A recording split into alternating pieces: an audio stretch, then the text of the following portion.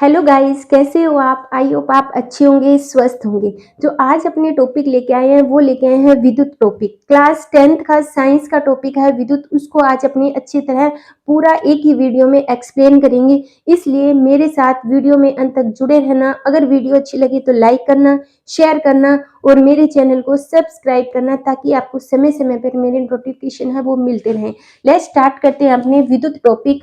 Class 10th का है, उसमें क्या क्या पढ़ेंगे वो मैं आज आपको अच्छी तरह यहाँ पे एक्सप्लेन करेंगे। अब देखो, विद्युत है। अब विद्युत है तो सबसे पहले जब विद्युत आ गया तो उसमें एक सबसे पहले मेन पॉइंट आता है, विद्युत धारा क्या होती है। जब अपने लाइट ऑन करते हैं तो उसमें से एक इलेक्ट्रॉन पास होता है, यानी विद्युत धारा पास होती है एक सिरे से दूसरे सिरे तक, तो उसको अपने बोलते हैं विद्युत धारा।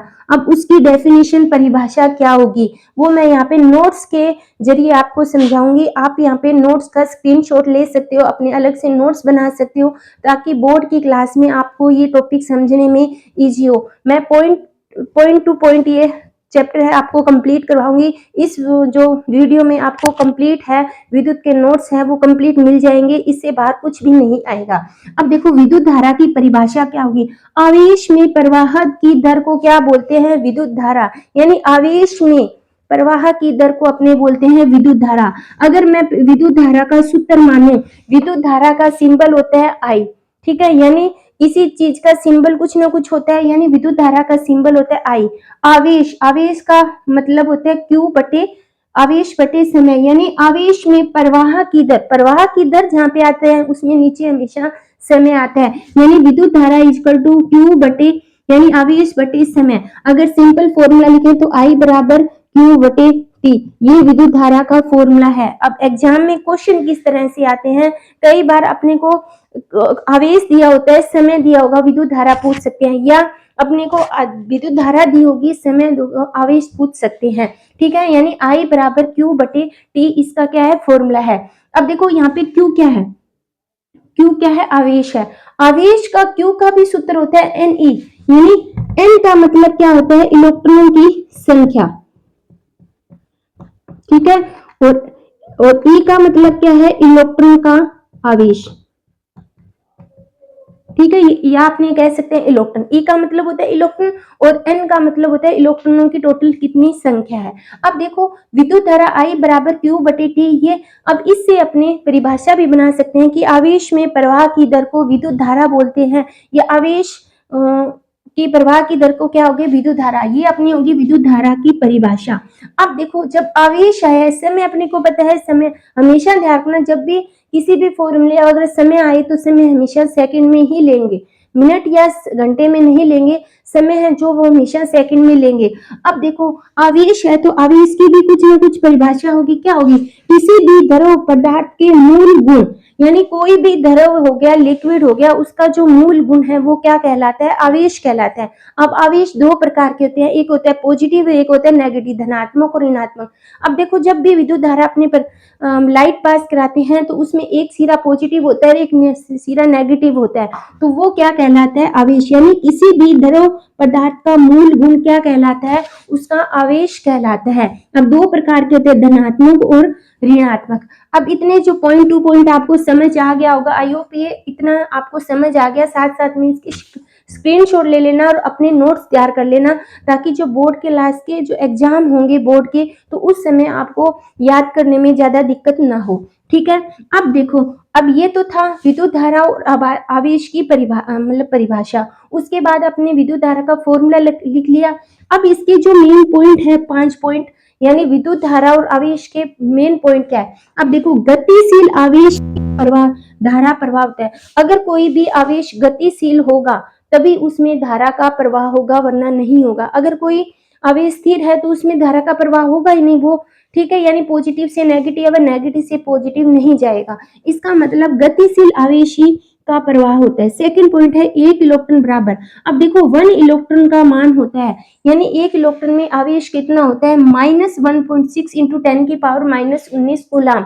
अब देखो, आवेश होता है ना, आवेश, आवेश का मात्रा क्या होता है, कूलाम होता है, और नीचे अपना क्या आया था, समय आया था, समय का मात्रक क्या हो गया, सेकंड हो गया।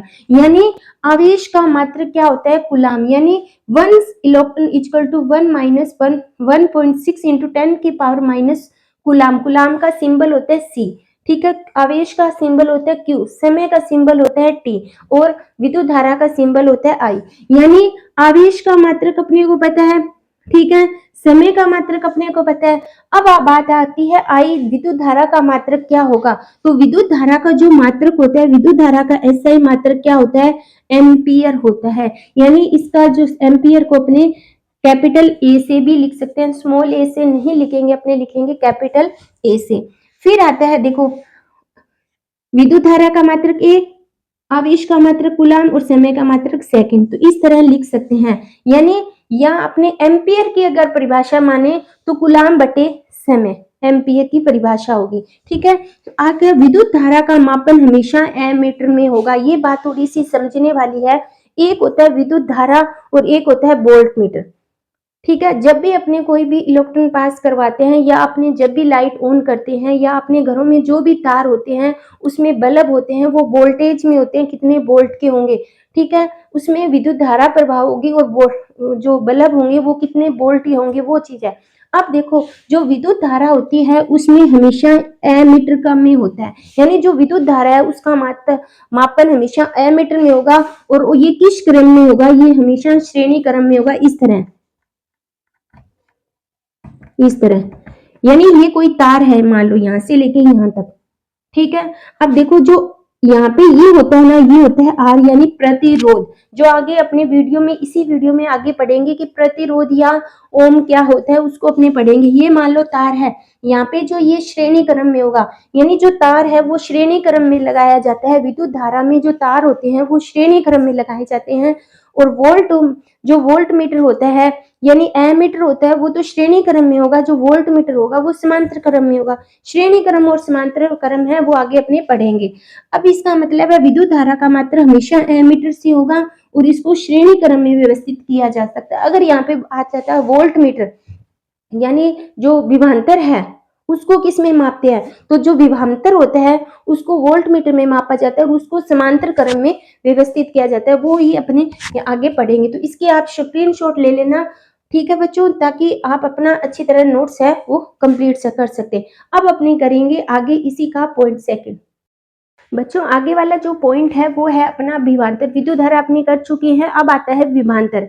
यानी अब देखो, विभवांतर की परिभाषा क्या होगी, किसी विद्युत परिपथ में एकांक धन आवेश को एक बिंदु से दूसरे बिंदु तक ले जाने में किया गया कार्य उन दोनों बिंदुओं के मध्य विभवांतर के बराबर होता है। मान लो ये कोई है, यहाँ पे ये विभवांतर फर्स्ट है और ये विभवांतर सेकंड है। इन दोनों के बीच में जो कार्य होगा, ठीक है, मध्य कार्य होगा, वो किसके बराबर होता है, विभवांतर के बराबर होता है। v का मान v और माइनस वी ए के बराबर होगा। ये होता है विभवांतर। अब देखो, विभवांतर है, इसका मात्रक क्या होगा, इसको किस क्रम में व्यवस्थित किया जाता है, वो चीजें।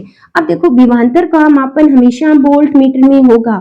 अभी मैंने बताया था जो विद्युत धारा है उसका मापन हमेशा एमीटर में होगा और उसको श्रेणी क्रम में व्यवस्थित किया जाता है। उसी तरह जो विभवांतर है उसका मापन हमेशा वोल्ट मीटर में होगा और इसको हमेशा समांतर क्रम में व्यवस्थित किया जाता है। समांतर क्रम का एक नाम और होता है पार्श्व क्रम।